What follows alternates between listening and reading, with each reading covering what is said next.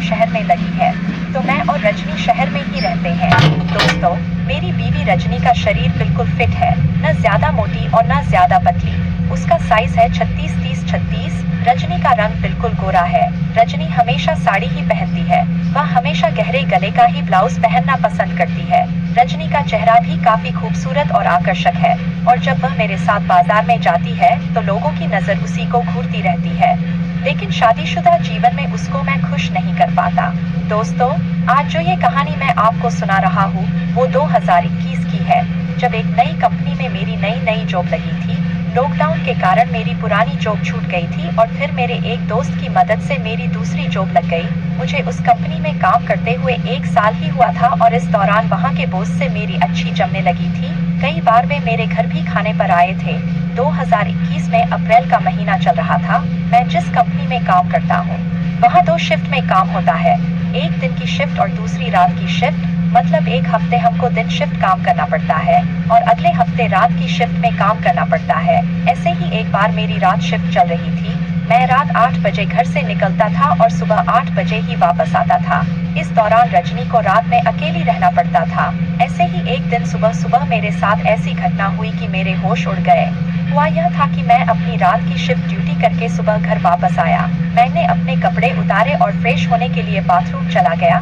Bathroom में मेरी नजर टॉयलेट सीट पर गई और मैंने गौर किया कि टॉयलेट सीट के पानी में कुछ तैर रहा है। मैंने पास जाकर देखा तो मुझे मेरी आंखों पर विश्वास नहीं हुआ। टॉयलेट सीट में एक गुब्बारा तैर रहा था। मैं सोच में पड़ गया कि ये कहाँ से आ गया, और मैं तो कभी ये इस्तेमाल नहीं करता। दोस्तों, मुझे पूरा शक हो गया कि रजनी का किसी गैर मर्द के साथ लव चल रहा है, और रात में मेरे जाने के बाद दोनों मिलते हैं। मैं उस वक्त बिल्कुल चुपचाप रहा और रजनी को कुछ भी नहीं बोला, क्योंकि मैं खुद ही किसी दूसरी औरत के साथ लव में था। मैंने रजनी को भनक भी नहीं पड़ने दी कि मुझे कुछ मिला है या मुझे उस पर शक है। लेकिन मेरे मन में तो यह बात बार किसी खंजर की तरह लग रही थी। मेरे मन में बिल्कुल भी शांति नहीं थी। 1-2 दिन तक मैं बस यही सोचता रहा कि किस तरह से उस आदमी का पता लगाया जाए जो मेरी बीवी से मिल रहा है। काफी सोचने के बाद मुझे एक उपाय आया और मैं बाजार जाकर चुपचाप एक माइक्रो कैमरा ले आया। वो कैमरा इतना छोटा सा था कि कहीं भी आसानी से छिपाया जा सकता था, और उसमें 24 घंटे तक की वीडियो रिकॉर्ड हो जाती थी। उसके बाद मौका देखकर मैंने वो कैमरा अपने बेडरूम में इस तरह से सेट किया कि पूरे पलंग की वीडियो साफ आ सके। अब मुझे इंतजार था कि कब रजनी और वो आदमी मिले और मुझे पता चल सके कि वह आदमी कौन है।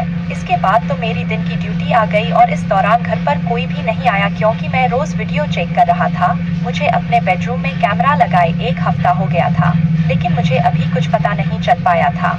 लेकिन अब मेरी नाइट शिफ्ट ड्यूटी आ गई थी। सोमवार का दिन था और मेरी पहली नाइट शिफ्ट थी। ड्यूटी जाने से पहले ही मैंने कैमरा चालू कर दिया और उसने वीडियो रिकॉर्ड शुरू हो गया था। ठीक 8 बजे मैं ड्यूटी के लिए निकल गया, और सारी रात मैं कंपनी में काम करते हुए यही सोच रहा था कि क्या आज मेरे हाथ कुछ लगेगा। मुझे घर जाकर वीडियो देखने की जल्दी थी। सुबह हुई और मैं घर पहुंचा। घर पर रजनी अकेली ही थी और उसके चेहरे पर थकावट साफ नजर आ रही थी। ऐसा लग रहा था कि जैसे वह रात भर सोई नहीं थी। रजनी घर के काम में व्यस्त हो गई और मैं बाथरूम जाकर फ्रेश होकर नहा धोकर चाय नाश्ता करने लगा। मेरी आदत है कि रात शिफ्ट से आने के बाद नहा धोकर नाश्ता करने के बाद मैं सोने चला जाता हूँ और बेडरूम को अंदर से बंद कर लेता हूँ, ताकि किसी तरह से मुझे डिस्टर्ब न हो। यही मौका मेरे लिए सही था। जब मैं सोने जाऊँ तो बिना किसी दिक्कत के वीडियो चेक कर सकता था। नाश्ता करने के बाद मैंने रजनी से कहा, अगर घर पर कोई काम न हो तो मैं सोने जा रहा हूँ। इस पर उसने कहा, जी कोई काम नहीं है, आप आराम से जाकर सो जाइए। मैं भी किचन का काम निपटाकर आराम करूंगी, क्योंकि मुझे आज तबीयत ठीक नहीं लग रही और काफी थकान महसूस हो रही है। और मैंने बेडरूम में जाकर अंदर से दरवाजा बंद कर लिया। दरवाजा बंद करने के बाद मैंने जल्दी से छिपाया हुआ कैमरा निकाला और उसकी मेमोरी कार्ड को अपने फोन में लगाया। कैमरे ने अपना काम अच्छे से किया था और उसमें करीब 14 घंटे की वीडियो रिकॉर्ड हुई थी। वीडियो की क्वालिटी बिल्कुल शानदार थी। वीडियो में आवाज भी बिल्कुल साफ सुनाई दे रही थी। मैंने वीडियो को फॉरवर्ड किया और जिस टाइम मैं घर से निकला था उस समय पर ले आया। जब मैं घर से बाहर गया तो रजनी दरवाजा बंद करने के बाद अंदर आई। कुछ देर बिस्तर पर बैठकर वह अपना मोबाइल देखती रही। करीब आधे घंटे बाद वह उठी और कपड़े खोले। इसके बाद रजनी गले में टॉवेल लटकाई और बेडरूम से बाहर निकल गई। आधे घंटे से भी ज्यादा समय तक रजनी का पता नहीं चला, क्योंकि इस दौरान वह बेडरूम में नहीं आई थी। आधा घंटा बाद रजनी बेडरूम में आई। उस वक्त उसका पूरा बदन गीला था, मतलब वह नहाकर आई थी। अब उसने जालीदार गाउन पहना जो कि उसने अपनी पसंद से लिया था। फिर उसने डियो लगाया और इसके बाद वह अपना मोबाइल लेकर बिस्तर पर लेट गई। मुझे ऐसा लग रहा था जैसे वह किसी से चैटिंग कर रही थी। रात के 10 बजे वो उठी और बिस्तर की चादर निकालकर नई चादर बिछा दी। इसके बाद काफी समय तक वह चुपचाप पलंग के एक कोने पर बैठी हुई थी। उसके भाव से ऐसा लग रहा था जैसे वह किसी का इंतजार कर रही थी और बार बार मोबाइल में समय देख रही थी। रात के 11:15 पर घर के दरवाजे की घंटी बजी और रजनी जल्दी से बेडरूम से बाहर निकल गई।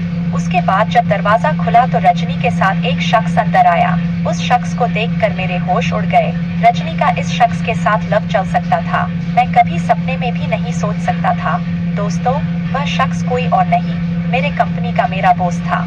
मेरा बॉस 56 साल का एक लंबा चौड़ा ऊंचे कद का पहलवान जैसा आदमी है। मेरी बीवी की उम्र उसके सामने महज 24 साल है और वह उसकी बेटी की उम्र की है।